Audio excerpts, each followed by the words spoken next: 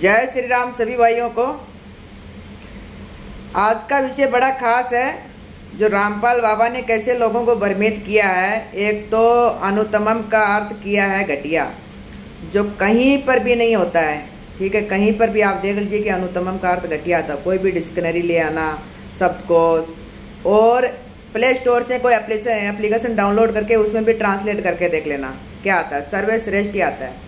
ठीक है, एक तो ये विषय है। दूसरा विषय यह है सर, अक्षर और परम अक्षर। ठीक है, सर को क्या बता रहा है, ये ब्रह्म बता रहा है। ठीक है, और अक्षर को बता रहा प्रब्रह्म, और दूसरा हो गया परम अक्षर, उसको पूर्ण ब्रह्म बता रहा है ये। ठीक है, तो इस विषय में अपन जानेंगे। और तीसरा विषय है जो अध्याय 17 का 23वां श्लोक है, प्रणव तत् सत्य। ठीक है, उसको बता रहा है कि ये 3 बार में नाम देने का है जो तत्वदर्शी संत देता है। ठीक है, ये खुद को श्रेष्ठ बताने में लगा है। ठीक है, और अध्याय 8 का 13वां श्लोक, उसमें भी वो आता है प्रणव का, ये ब्रह्म का एक ही अक्षर है। ठीक है, ये तीनों विषय पे अपन जानेंगे और रामपाल बाबा का बहुत बढ़िया से पर्दाफाश होएगा। इस वीडियो को आप ज़्यादा से ज़्यादा लोगों तक शेयर कर देना। और जो भाई पहले की वीडियो नहीं देखा है, भाग 1, 2, 3 जो भी पीछे का भाग नहीं देखा है, वो भी आप डिस्क्रिप्शन में लिंक है, वहाँ पर जाके आप देख सकते हैं। शुरू से देखेंगे तो बढ़िया से समझ में आएगा किस तरह लोगों को भ्रमित किया है। ठीक है, चलो जय श्री राम, अभी शुरू करते हैं। ये बाबा रामपाल की ज्ञान गंगा है। ज्ञान गंगा तो क्या है, ये अंध भक्तों के लिए नरक का द्वार है ये। ठीक है, देखिए इसका पेज नंबर 120 क्या बता रहे हैं, 3 बार में नाम जप देने का प्रमाण, अध्याय 17 का श्लोक नंबर 23। ठीक है, प्रणव तत् सत्य इति निर्देश ब्राह्मण त्रिविध स्मृत है।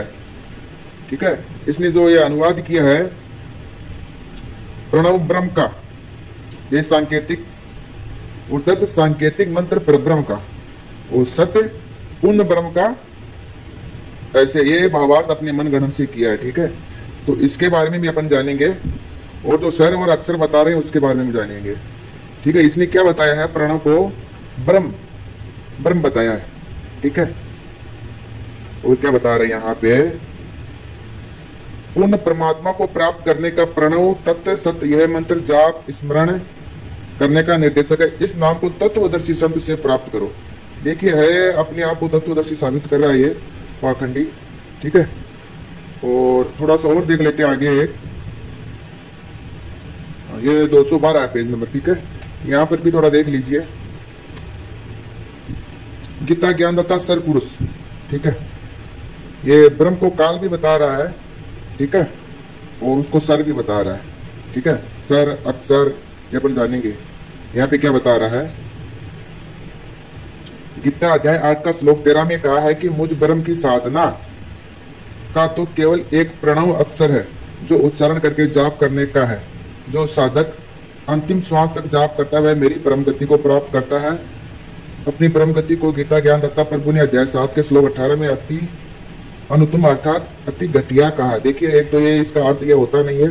ठीक है, देखिए यहाँ पे भी दिया इसने अनुत्तमम। ठीक है, तो इसका भी दिखा देते हैं। ठीक है, और ये क्या बता रहा है, प्रणव अक्षर, ये जो बताया ना, इसके ऊपर भी अपन जानकारी निकालेंगे। ठीक है, और इसको क्या बता रहा है, सर बता रहा है। ठीक है, तो सर अक्षर परम अक्षर ये भी अपन जानेंगे। पहले अपन ये जान के फिर अपन इसके ऊपर बात करेंगे, और जो 3 बताया ना प्रणव तत् सत्य, उसके ऊपर। चलिए अब शुरू करते हैं, रामपाल बाबा की अच्छे से पोल खोलते हैं। ये मैंने एक एप्लीकेशन डाउनलोड किया था, तो उसमें मैंने ट्रांसलेट किया अनुत्तमम, उसका क्या आया, सर्वश्रेष्ठ। ठीक है, एक और था एप्लीकेशन, उसको भी डाउनलोड किया, तो उसमें भी क्या आया, अनुत्तम का सर्वश्रेष्ठ। ये पूरा डालिएगा अनुत्तमम गूगल पे। फिर उसके बाद मैंने गूगल पे भी ट्रांसलेट किया है। ठीक है, तो यहाँ पर भी क्या आया है, सर्वश्रेष्ठ। ठीक है, इन लोगों को पूछिएगा कहीं भी घटिया शब्द दिखा देना, अनुत्तमम का अर्थ घटिया शब्द दिखा देना, और वो मेरे को मेरे नंबर पे कॉल करके मेरे से 1 लाख का पेटीएम करवा लेना, मैं उसको 1 लाख का इनाम दूंगा। ठीक है, और हाँ इसमें आप यहाँ पे देखिए ये अनुत्तमम द बेस्ट आया, देखिए यहाँ पे ये रहा। ठीक है, द बेस्ट, अनुतमम, ठीक है। हाँ, इसका क्या आया, द बेस्ट। और मैंने एक और निकाला है, ये, हाँ, यहाँ पे देख लीजिए आप, ये अनुतमम, जिससे उत्तम और न हो, श्रेष्ठ, उत्तम, मुख्य, ईश्वर, ठीक है। और यहाँ पे अनुतमम का आया है, जिससे अच्छा कोई ना, जिससे अच्छा कोई हो, जिससे बढ़िया कोई और ना हो, सबसे बढ़िया, प्रमुख रूप से, सर्वोपरि, ठीक है। तो ये इतने मैंने प्रमाण दिखा दिया है। चलिए, ये तो हो गया अनुतमम का।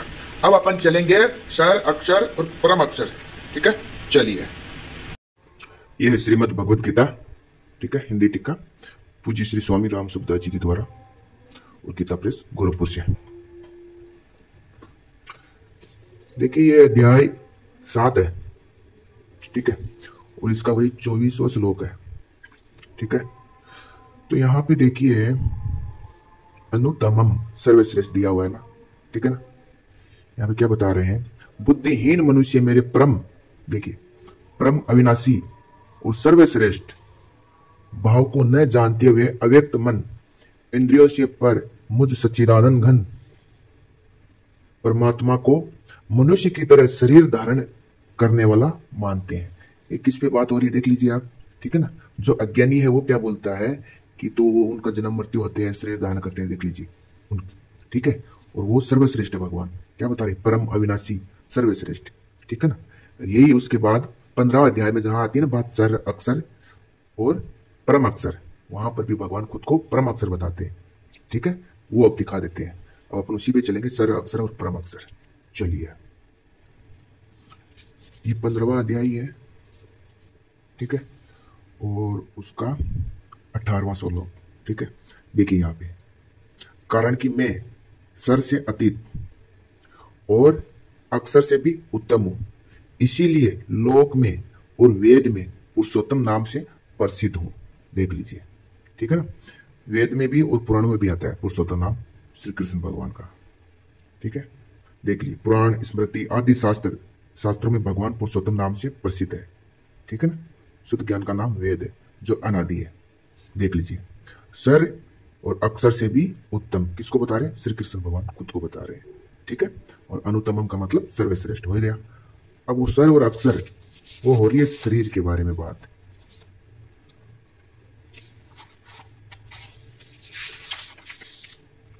ये देख लीजिए, इस संसार में सर नासवान, जो अपना शरीर है ना, वो नासवान है, और अक्षर वह अविनाशी, जो अपना चेतना आत्मा है, वो अविनाशी है, ठीक है। दूसरा अध्याय में बताते हैं ना कि उसको आग जला नहीं सकती, आत्मा को शस्त्र काट नहीं सकता, ठीक है। ये अक्षर हो रही है आत्मा की बात। ये 2 प्रकार के ही पुरुष है, ठीक है। संपूर्ण प्राणियों के शरीर, देख लीजिए यहाँ पे बता दिया भी है, संपूर्ण प्राणियों के शरीर सर है और जीवात्मा अक्षर है, देख लीजिए, जीवात्मा को अक्षर बताया। ये अपनी शरीर की बात हो रही है, जो सर है वो अपना शरीर है, देख लीजिए, संपूर्ण जितने भी प्राणी, सबका शरीर तो क्या है, सर, और जो जीवात्मा है उसको कहते हैं अक्षर, ठीक है ना, कहा जाता है। देख लिया आप, सर और अक्षर से भी उत्तम भगवान श्री कृष्ण है, ठीक है। ये आपने अभी जान लिया। अब अपन चलते हैं, संस्कृत में एक वचन, द्विवचन और बहुवचन होता है, ठीक है ना। मैंने पिछली वीडियो में बताया भी था, यहाँ पर भी देख लीजिए। देखिए, ये एक वचन है, पाप कृत अर्थात पाप करने वाला, ठीक है। पाप कृतर, ये द्विवचन आ गया, ठीक है ना, अर्थात 2 पापियों में एक से अधिक पाप करने वाला, ठीक है ना। फिर तीसरा पाप कृतम है, अर्थात संपूर्ण पापियों में सबसे अधिक पाप करने वाला, ठीक है ना। इसी तरह उत्तम, तो उत्तम हो गया।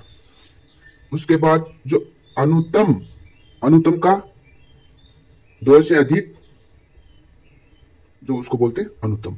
वो जो सबसे श्रेष्ठ है उसको बोलते हैं अनुतमम। यहाँ पे बहुवचन शब्द आया है, देखिए, अनुतमम, तो सबसे सर्वश्रेष्ठ, ठीक है।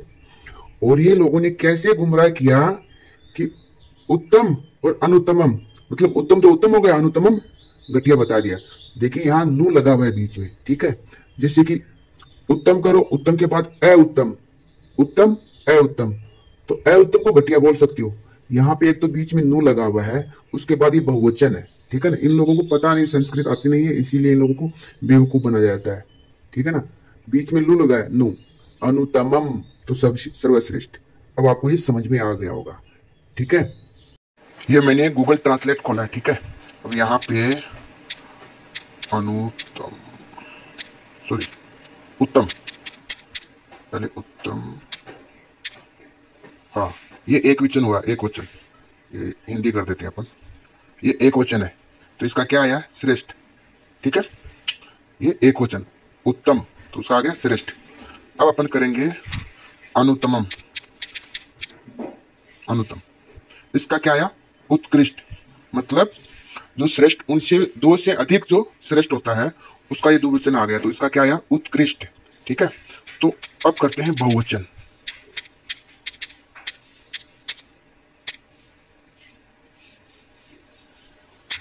सॉरी,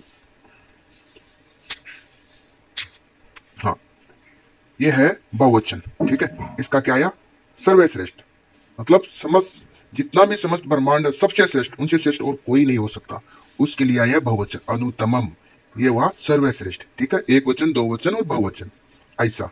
और जो ये बता रहे उत्तम और जो घटिया, उसको बोलते हैं घृणत, ठीक है, घिनौना, ठीक है ना, बढ़िया एक घिनौना। अब इंग्लिश में भी करके देखते हैं, देखिए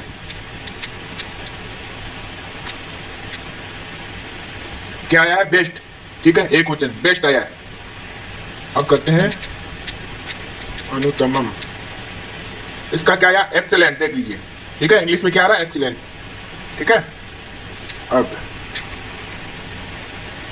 द बेस्ट, सर्वश्रेष्ठ, ठीक है।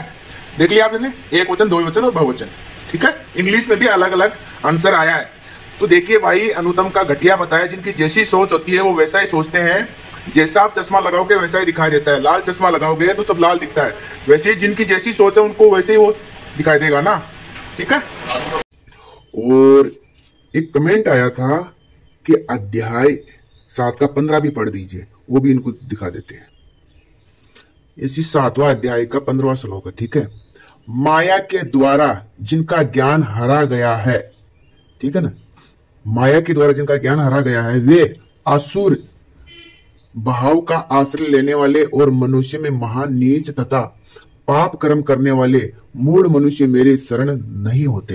देख लीजिए, आप लोगों के ऊपर ये बात बराबर हो रही है, क्योंकि आप लोगों का माया के द्वारा ज्ञान हरा हुआ है, ठीक है। इसके कारण आप लोग पाप कर्म तो करते ही हो और सबकी निंदा करते हो, भगवान श्री कृष्ण की शरण नहीं होते हो, ठीक है ना। देख लीजिए, वो असुर बोलते हैं राक्षसी स्वभाव वालों को, ठीक है ना, उनके लिए है। देख लीजिए, यहाँ पे इसका भावार्थ भी देख लीजिए। जो दुष्कृति और मूढ़ होते हैं वे भगवान के शरण नहीं होते।